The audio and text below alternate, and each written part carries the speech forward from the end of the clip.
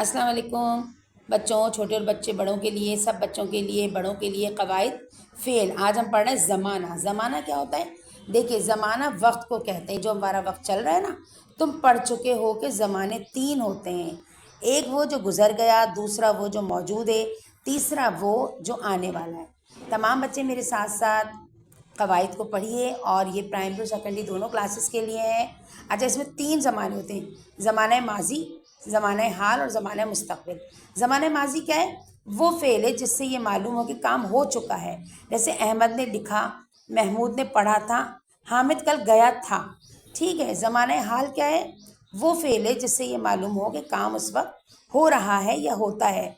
जैसे हामिद लिख रहा है, महमूद पढ़ता है, ये ज़माना हाल।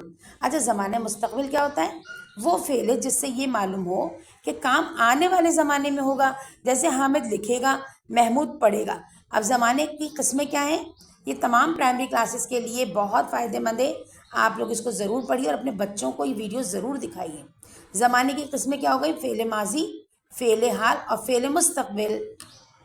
ज़माना, आज हमने क्या पढ़ा? ज़माना।